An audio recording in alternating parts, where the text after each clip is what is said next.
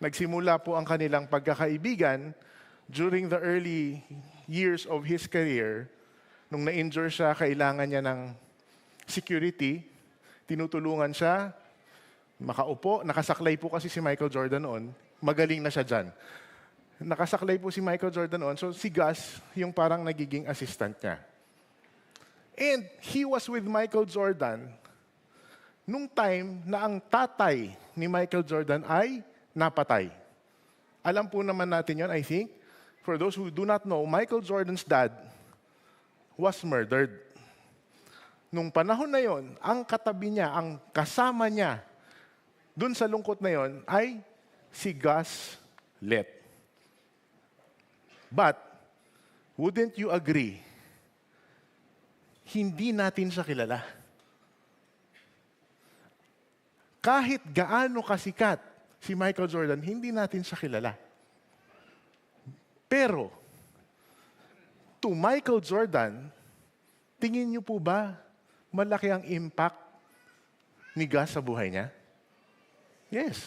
In fact, when Gus was diagnosed with cancer in 1998, si Michael Jordan po kasama niya sa ospital, kasama niya sa bahay, at hanggang namatay si Gus noong year 2020, Michael Jordan was at his side. Which leads us to our topic for today. Connected po yan, promise. Mamaya nyo na nang malalaman. Our topic for today, as read by our brother Daryl, is the story of loaves and fish. I'm sure familiar po tayo sa kwento na ito. Di ba? Gist of which is, si Jesus nagpakain ng 5,000 lalaki gamit ang 5 loaves is tinapay at isda. So, namigay ba siya ng tuna sandwich? Hindi po. Hindi po siya namigay ng tuna sandwich. Ginamit lang po niya ay 5 pirasong tinapay at 2 isda. Now, lagyan natin ng konting context yung kwento. This event happened during the time na si Jesus nagsisimula pa lang sumikat. Nagsisimula pa lang po yung kanyang ministry. But he was already being seen performing miracles in public. Nangyari na po dyan yung naging wine, yung tubig. Nangyari na rin dyan yung nag-heal siya ng isang paralytic during Sabbath na ikinataas ng kilay ng ibang mga Pharisees. So, you could say na si Jesus that time, up and coming, pasikat, kasi may following na siya. Kumpleto na rin po dyan yung kanyang mga disciples. Second context, sabi dun sa Bible, we all know it's 5,000 men. Pero, scholars say that the number was really closer to 15,000. Paano po nangyari yun? Nung panahon na yan, ang may bilang lang po sa ating lipunan ay mga lalaki. No offense po sa mga babae, okay? Nung panahon na yan. Alright? So, sabi ng mga Bible scholars, sabi ng mga nag-aral, the number was really close to 15,000. Okay? Lagyan rin po natin ng konting trivia. Okay? Sana po yung trivia natin maging useful mamaya. Susubukan natin i-connect. Promise ulit. Alright? This is the only miracle, aside from the resurrection, that is recorded in all 4 of the gospel writers. Ganun po ka-significant yung event na yan. Second, nangyari po ito sa Bethsaida. Ang Bethsaida po ay bayan ni Simon, Andrew, and Philip. Okay? Mamaya po talaga, promise, importante yan. Ang setting po ng event na ito was on a mountain, but it was really more of a hill. And nangyari po ito, papalipit na ang Passover. Okay po? Let us remember this trivia. Magagamit natin yan. Okay pa po tayo? Pakisabi po ulit sa katabi nyo, pakingitian po ulit. Pakisabi, good morning. Ay, good morning kasi natutulog. Ganun ba yon? So let's go into the verse. Let's go through the verses part by part. Can everybody read with me? After these things, Jesus went away to the other side of the sea because they saw signs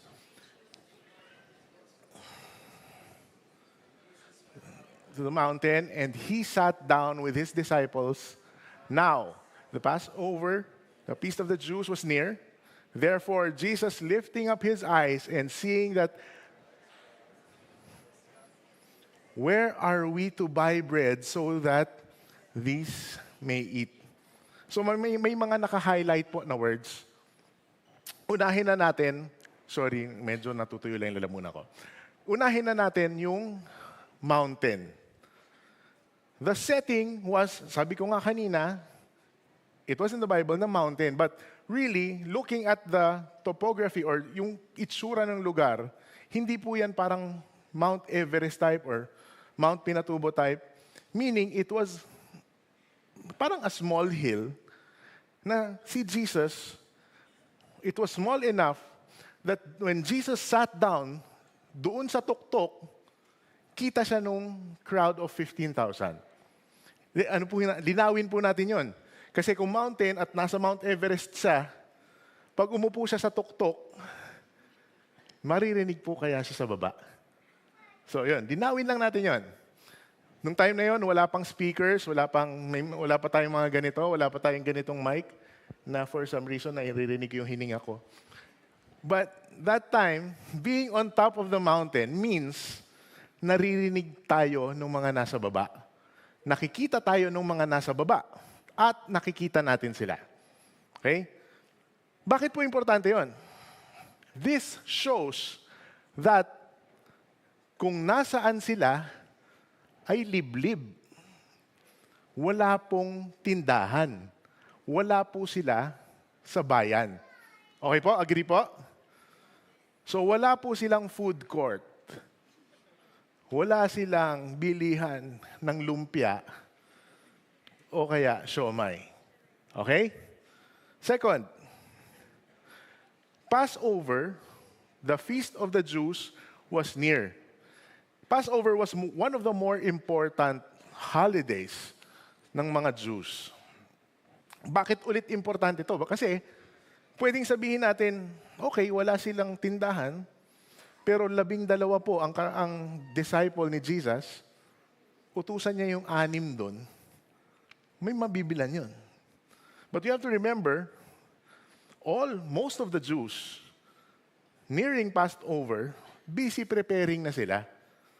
So more often than not, yung mga stores where they can buy bread is closed. Bakit po importante yon? Nasa bundok sila, malapit ang mag-Passover. This is setting up kung gaano kahirap yung magiging sitwasyon nila. Nasa liblib sila, wala silang mabibili ng pagkain, at where are we to buy bread so that they may eat? Isipin niyo po, si Jesus nakaupo. Pag tingala niya, nakita niya, palapit sa kanya, 15,000. Tapos tatanungin niya si Philip, saan tayo kukuha ng pampakain dito sa mga to? Can you imagine? Can you imagine the anxiety of Philip? Diba? For context, our sanctuary right now, siguro I can estimate this to be around 400 people. 400 po ang laman natin ngayon. Multiply yourselves by 4. Ganun karami ang nakita ni Jesus. Kahit po ako, matatakot ako kung paano ko kayo papakainin. Baka ako po yung pira-pirasuhin nyo. Okay? Nakakatawa nito. For me, nakakatawa siya. Tinanong niya si Philip, saan tayo kukuha ng papakain sa mga to? Don't you realize it? He is God. Tingin niyo po, hindi niya alam yun? Saan kukuhanin yung pampakain? Baka bago pa niya itanong kay Philip yun, alam na niya na paparating yung mga yan. Tama po ba? Would you agree? Ito naman si Philip, hindi rin naisip yun. Di ba? Let's move on. Imagine this. Tinanong niya si Philip. Alam niya yung sagot. So bakit niya tinanong? Verse 6. This, he was saying to test him. For he himself knew what he was intending to do. Ito pa yung sinasabi ko kanina. Tinanong niya si Philip, alam niya yung sagot.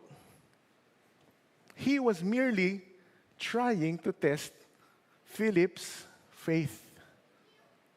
Kasi si Jesus, alam niya na eh. Naku, ito na yung 15,000. Papakainin natin to. Sa isip ni Jesus, alam mo naman mangyayari yan. Pero tatanungin ko si Philip, it was a test of faith. Friends, minsan ba ganito tayo? Minsan ba, when we are faced with seemingly impossible situations, do we feel na tinetest tayo ni Jesus? Nararamdaman niyo po ba yun? Nararamdaman po ba natin na minsan, alam naman natin, alam ni Jesus yung sagot eh. Pero, kino-question natin yung sarili natin. Which brings me to our first point. Trust. Jesus wants to use us.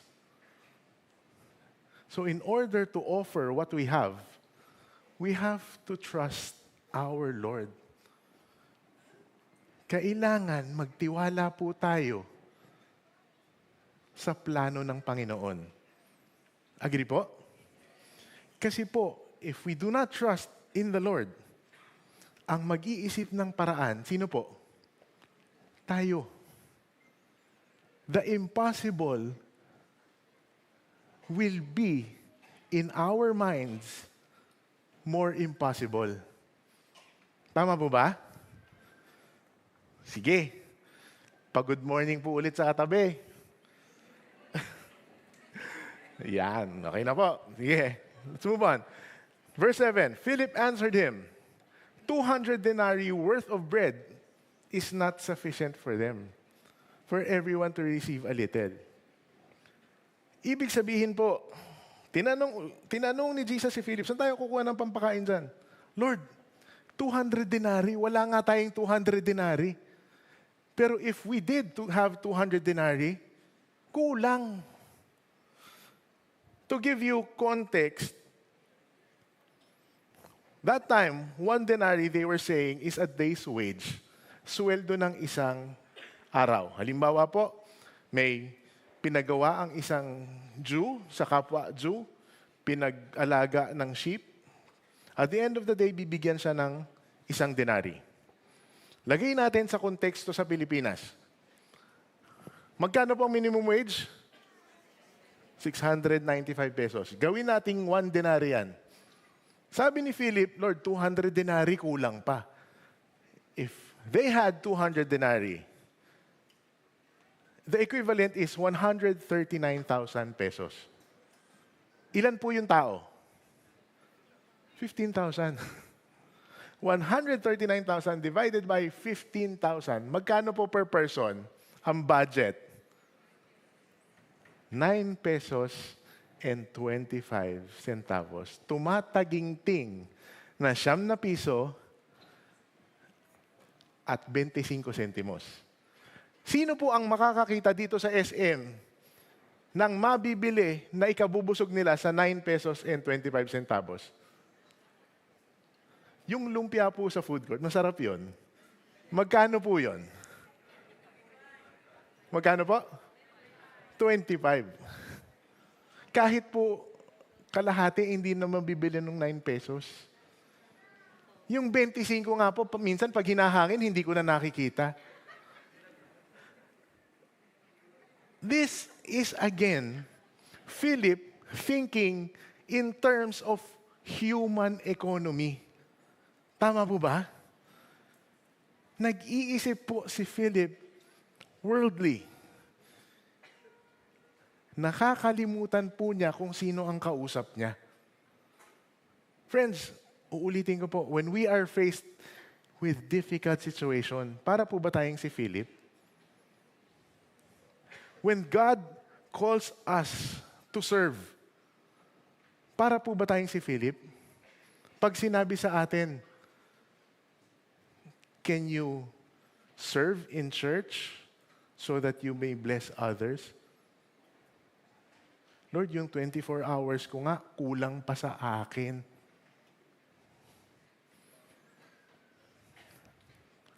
Sakit. Tama po? Would you agree? Sometimes we think, like Philip, sometimes we think in terms of the world's economy. Sometimes we limit our limitless God. Agree po? Amen? Nakakalimutan natin na when we are in impossible situations, we have a God that deals with impossible situations. True discipleship is not about miracles. It is knowing the miracle worker.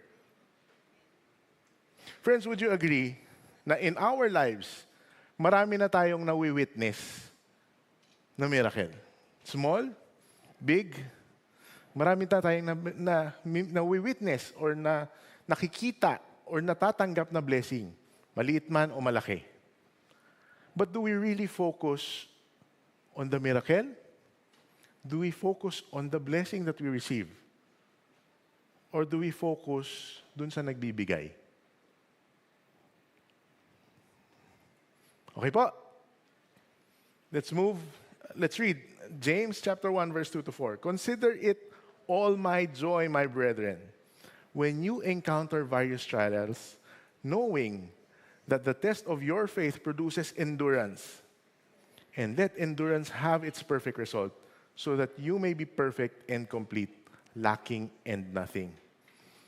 Mga kaibigan, intindihin po natin, the Lord, most of the time, allows tests of faith not to break us, but to build us.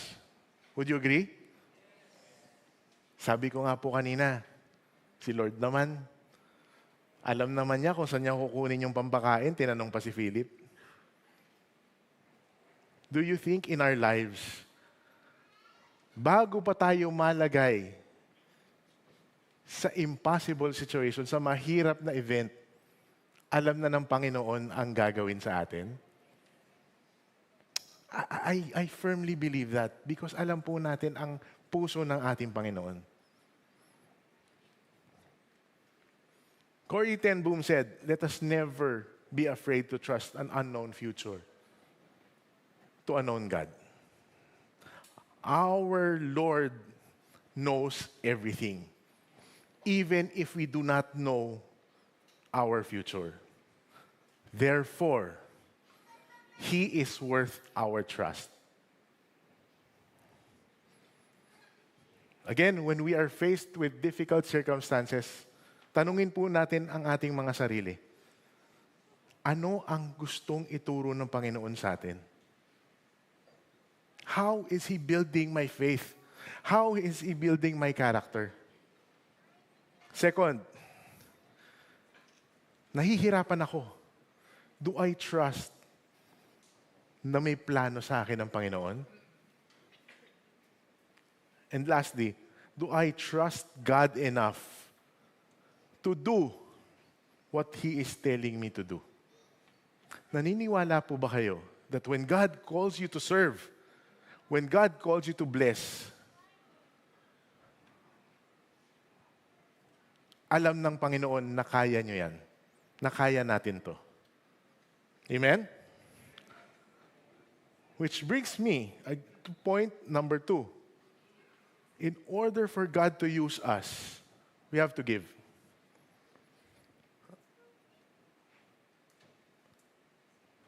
Verse 8. One of his disciples, Andrew, kapatid po ito ni Simon, said to them, "There is a lad who has 5 barley loaves and 2 fish. But what are these for so many people?" Jesus said, "Have the people sit down." Now, there was much grass in the place, so the men sat down in a number of about 5,000. So, kinausap ni Jesus si Philip. Philip, saan tayo kukuha? Sabi ni Philip, "Lord, kulang pa. Kung ano man yung meron sa atin, kulang pa." Lapit naman si Andrew sa kanya. "Lord, may bata doon. May dalang pagkain." Si Andrew may solusyon. Tama? Pero tingnan niyo po yung sinabi niya.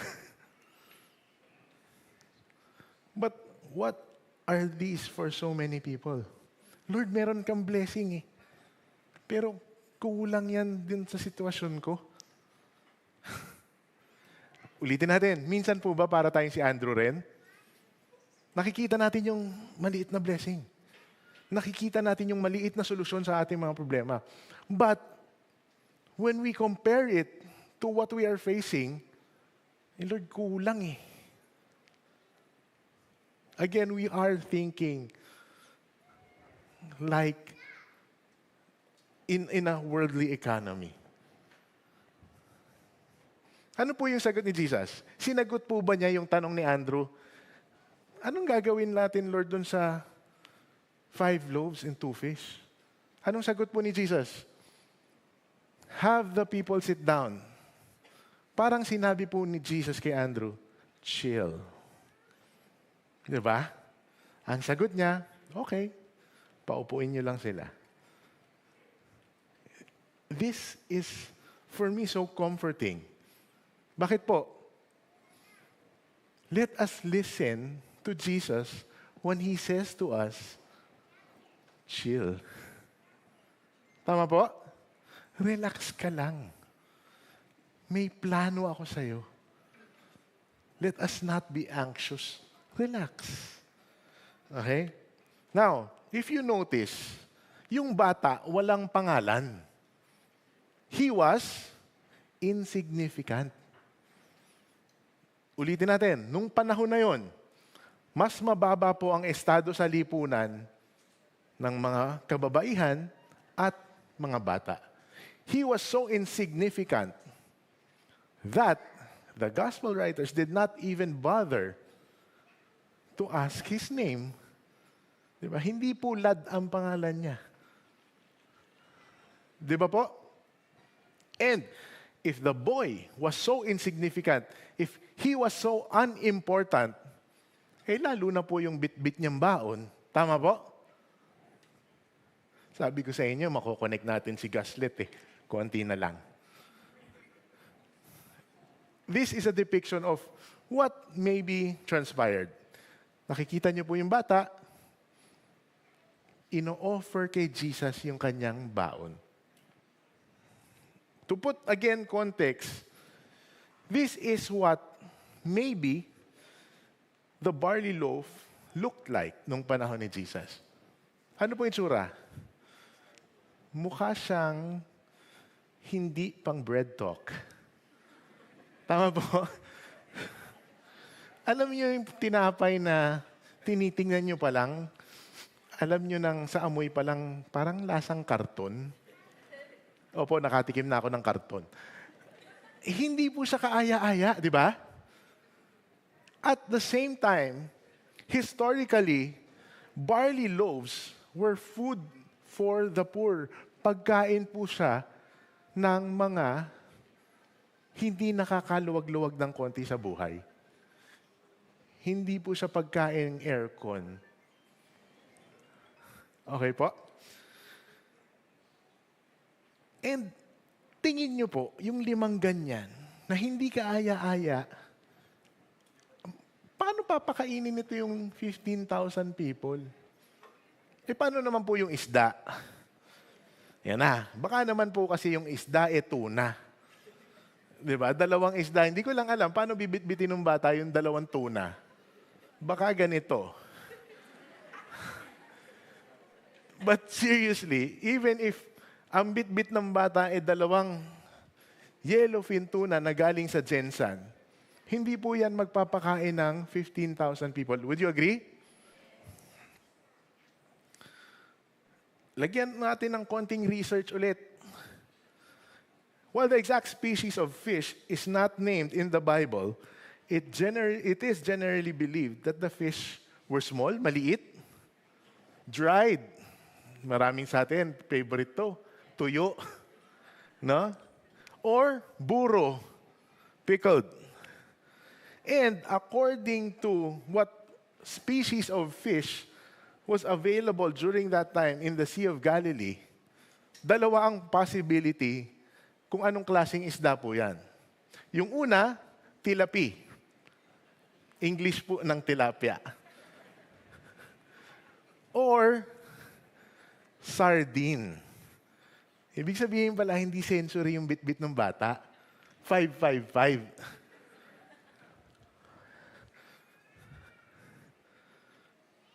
But the more important thing is, no matter how significant the person who was carrying the food was, no matter how insignificant or unimportant or unappealing the food was, inoffer po yun ng bata. Binigay yun ng bata, kahit alam niyang kulang. Friends, what do we have to offer our Lord and Savior? Ano po ang pwede nating ialay sa Panginoon na namatay para maligtas tayo?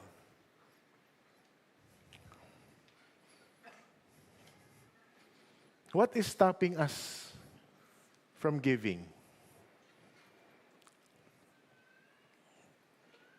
May mga reasons po ako na naisip, na ginamit din dati, and I'd like to present them to you. I cannot give anything significant. Wala po akong maialay sa Panginoon na tingin kong importante. Let us learn from the boy. Kailangan lang natin po willing ibigay sa Panginoon kung kahit gaano kaliit yung kaya nating ibigay. Question, sino po ang nagparami ng tinapay at isda? Si Jesus. Hindi po natin trabaho na paramihin yung kung ano man ang bibigay natin. Next, I want to keep it for myself.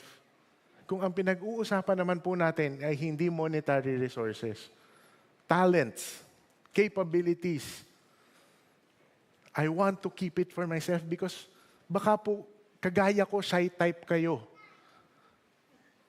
Baka po nahihirapan tayong kumausap ng ibang tao. Nahihirapan tayong humarap sa ibang tao. I believe once we offer our talents for the Lord will bless us with courage and ilalagay po niya tayo sa audience na komportable tayo. Would you agree? Pakwento lang po, mabilis. I have 2 children. One is Anaya, one is Jet. Kung hindi niyo po sila kilala, maghanap ko po kayo ng 2 batang siguro namumula ngayon. Anaya is a very shy girl. Kung sino po ang mga nakakakilala sa kanya, dating mahiyain po siya. Ang pula-pula niya na nga ngayon. But God, our Lord, blessed her with a recently discovered talent. Nahilig po siyang mag-gitara. And this was nung December. And praise God, Anaya is now playing with the Exalt team. Mahiyain po siya, ayaw po niyang kumanta, ayaw po niyang... Sige po, praise the Lord po. Mahiyain po siya, ayaw niyang makipag-usap sa tao noon. But when she is with her guitar, she is offering it to the Lord. May isa pa po akong anak, si Jet. Si Jet, hindi pa niya nandi-discover yung kanyang musical talent. Baka hindi nagmana sa akin. But Jet is a more personable kid. Kaya niyang kumausap naman ng tao. And he is serving in Elevate, sometimes sa events, sometimes sa welcoming, and sometimes sa D-group management. Hindi ko lang alam kung kaya nagsaserve siya kasi pinapakain sila. But the point is, they have different personalities. The Lord gave them different capabilities, but they are offering it to the Lord just the same. Okay po? Next. I am not capable. Bago po akong Kristiyano, wala po akong masyadong alam sa Bible. Yung talent ko, hindi pa po ako ganun kagaling. Ulitin ko po, taking from the boy, hindi po tayo ang magpaparami ng capability natin. Hindi tayo ang magpapayabong sa atin talents. Ang Panginoon po. Daming excuse. I have a sinful past. Sino po ba dito ang walang sinful past? Lahat po tayo naging makasalanan. Lahat tayo ay hanggang ngayon makasalanan. But would you agree na kadalasan yung nakaraan natin ang ginagamit ng Panginoon para maikwento natin na binago tayo, we were given grace, we were forgiven, and we are declaring His love para mas marami pong makakilala sa Kanya. And I think last, I have limited resources. Kulang pa nga po, kukunti lang. Minsan po, hindi naman kailangan marangya. Minsan, kailangan lang natin to bless others is a simple prayer, simple caring for others. And uulitin ko, hindi ako magsasawa pong ulit-ulitin. Ang Panginoon po natin ang magpaparami sa kakaunti nating kayang ibigay. Amen? Friends, ano po ang meron tayo that Jesus wants to take and use? Do we have time to serve others? May oras po ba tayo? 2, 3, 5 minutes na kayang ibigay? Talents for the ministry. Ako po, I was blessed with a beautiful voice. Kaya po ako nasa sports.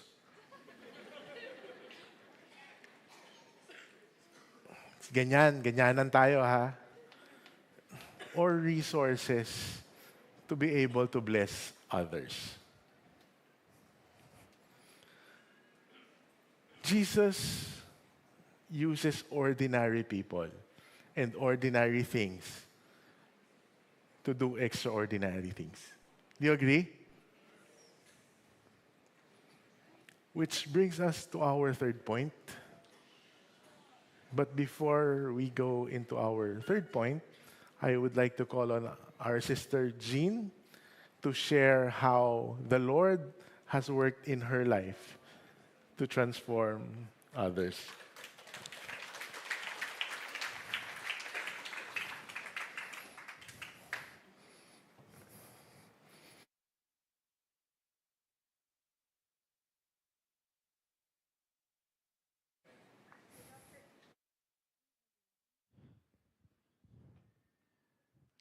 My name is Jean Caris Beray. I came from a family of five, and I'm the youngest. I grew up in a family that follows a dominant religion. We practice church traditions, but we didn't really know God personally. Growing up was not easy. My parents worked hard to provide for our needs and support our education. But even though my physical needs were met, I often felt unseen, unheard, and unneeded. I always felt like something was missing. I didn't know what it was back then, but deep inside, I constantly felt empty. I had no sense of direction, just following whatever the world said was normal. I loved, studied, and lived, but I felt alone like I didn't matter. That emptiness grew louder as I got older. I often felt like a shadow in my own family, unseen and unimportant. That pain turned into anger. I became short tempered, especially with my parents. I would talk back and disrespect them, and though I knew I was changing, I didn't know how to stop. Deep down, I just wanted to feel like I mattered, especially to my father. Because I couldn't feel his love, it left a deep wound in my heart. But everything started to change on February 27, 2017. One of my classmates reached out to me and shared how God gave his life to save us. She also shared how God transformed her own life. Through her persistence and by God's grace, I started attending Elevate Youth Services in March 2017 and joined a discipleship group. Through this D group, God began to work in my heart. I grew in my relationship with Him, attended regularly, and even invited my friends. And eventually, I went through GLC Book 1 with my leader, and through what I learned, I experienced God's presence in a way I never had before. For the first time, I felt seen, loved, and called to something greater. By God's grace, in March 2018, I began serving Him in a ministry. That same year, I attended the Wanderer True Life Summer Camp, where I encountered the Lord in a deeper way, and went to the Move Leadership Conference 2018, where I grew even more. I also served in Unite Elevate's anniversary in 2018, and the fire for the Lord kept growing. God filled the emptiness I once felt. For the first time, I felt like I was truly living, not just existing. In 2019, I had the opportunity to join the Multiply Leadership Camp and serve again in Unite Elevate's anniversary in 2019. During that event, God placed a burden on my heart to lead my own discipleship group, but instead of obeying, I ran away from it. I was struggling with insecurity and had a painful fallout with my leader.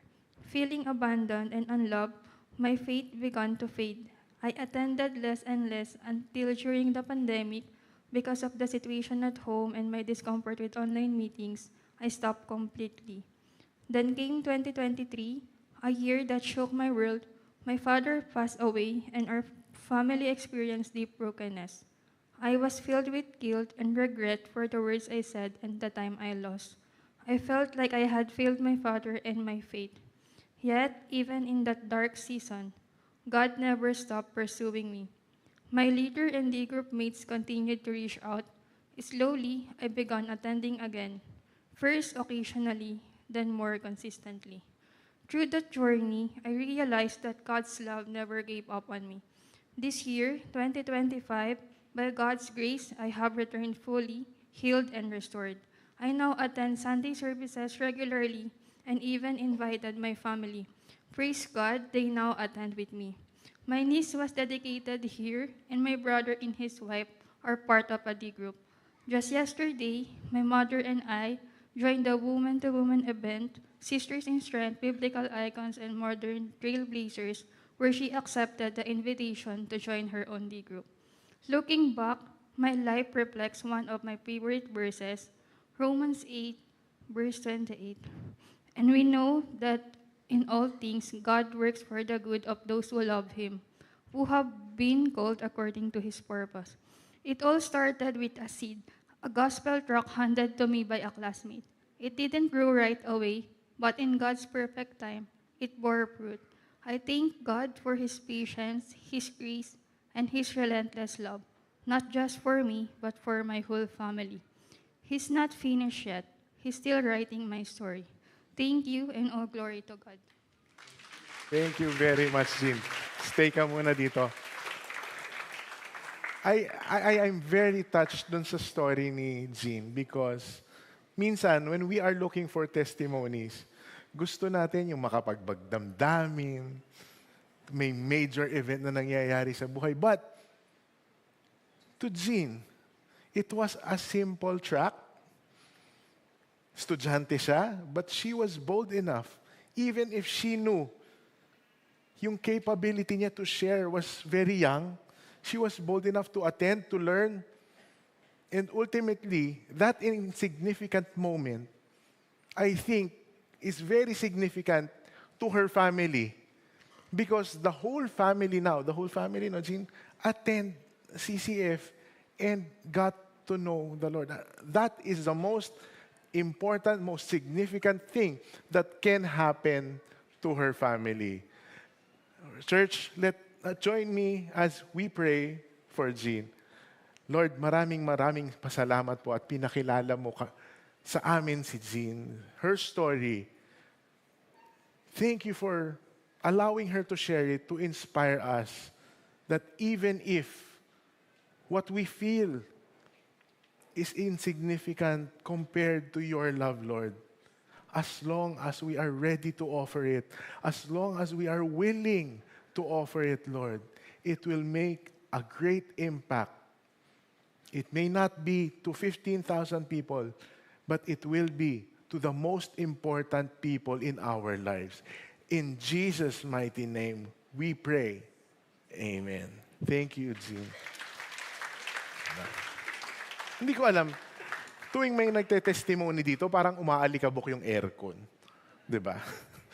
So, after we trust in the Lord's plan, after we give what we offer, friends, it's now time to watch the Lord do His magic, or should I say, His miracles.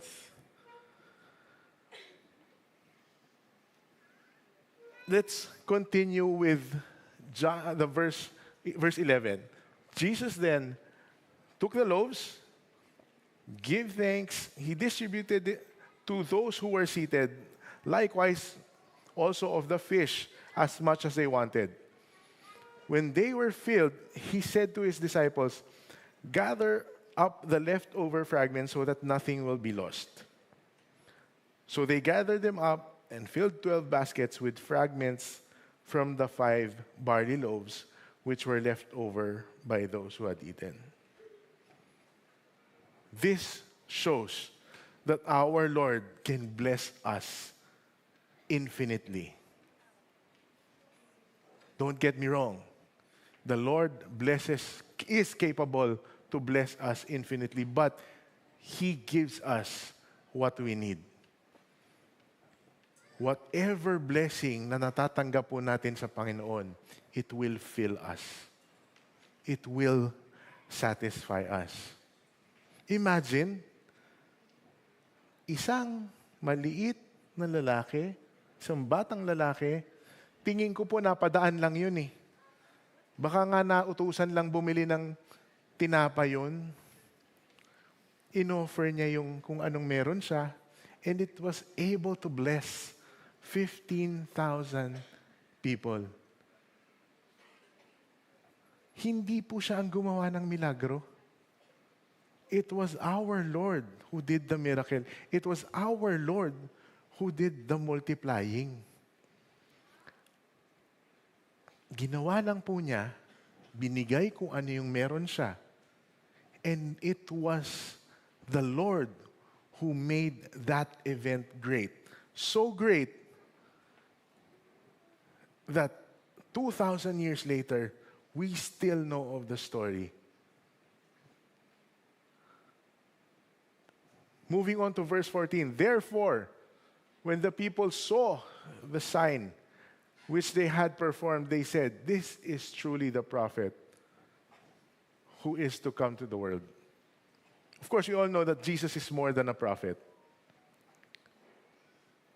During this time also, he was talking mostly to Jews, and it was a foretelling of what Moses taught them, that there is someone who is coming to be the Messiah. But that's not the main point. The main point is, through the insignificant efforts of that lad, 15,000 people witnessed, saw firsthand, they even tasted firsthand, natikman po nila yung milagro ng Panginoon.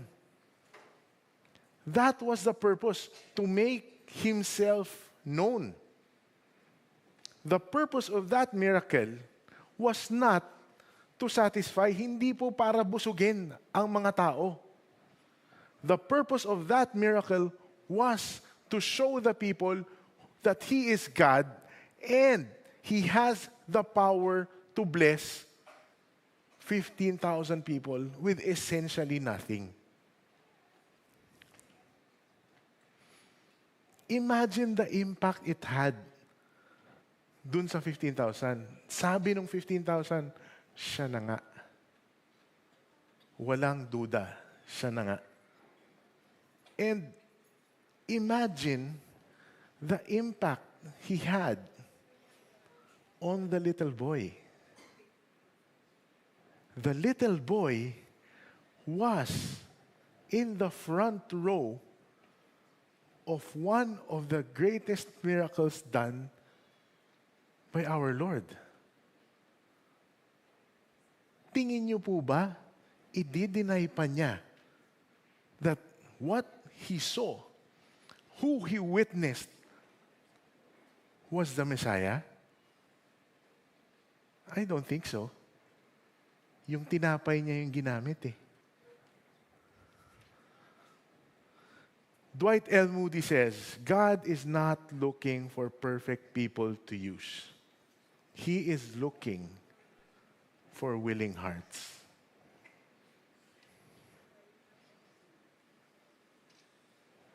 Let us watch the Lord multiply what we have. When He does, He has two purposes. Una, to bless us with what we need. Lahat po nabusog. May tira pa. God has promised us that He will provide for our needs. And number two, and more importantly, when Jesus multiplies, it is to reveal His divine power and make Him known. Para po mas maraming makakilala sa ating Panginoon.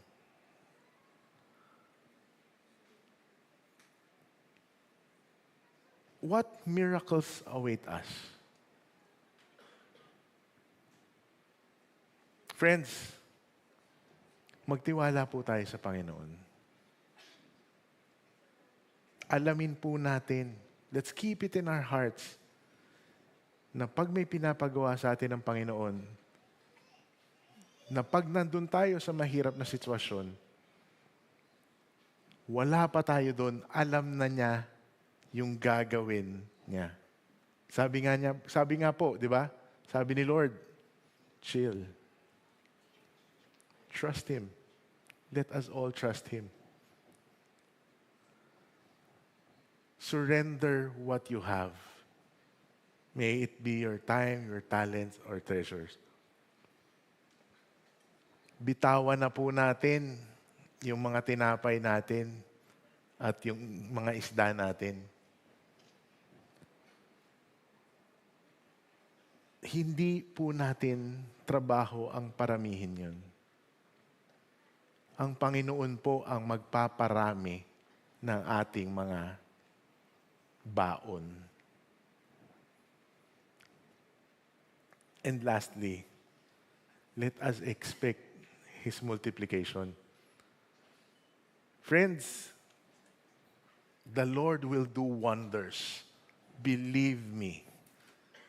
And if you really think about it, nakita nyo na yan. I think all we have to do is be reminded that the Lord has been multiplying, has been blessing us with whatever we offer. The Lord wants to use us mightily.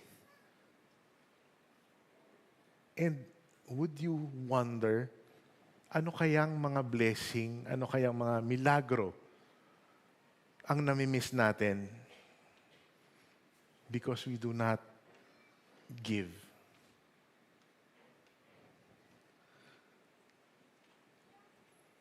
Friends, the main purpose of this is so that more of His people will be blessed.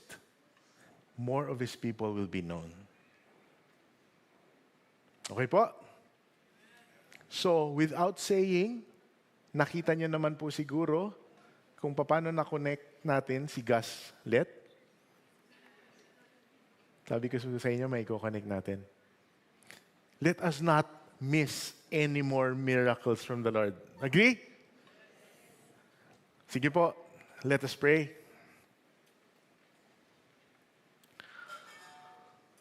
Lord, we praise and thank you for gathering us again today. Thank you for speaking to us once again.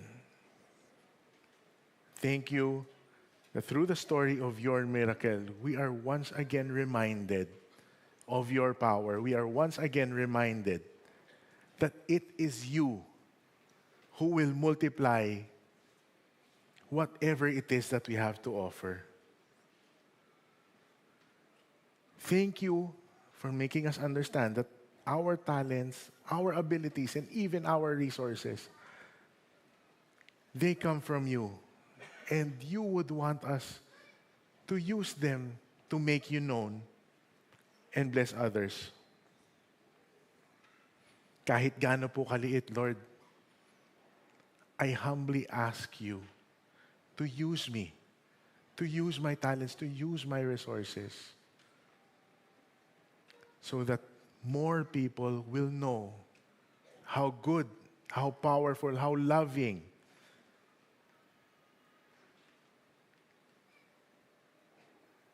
and how great you are, O Lord. Guide us as we go throughout this week, blessing others, using our talents to glorify you. Everything po that we ask in Jesus' mighty name. Amen.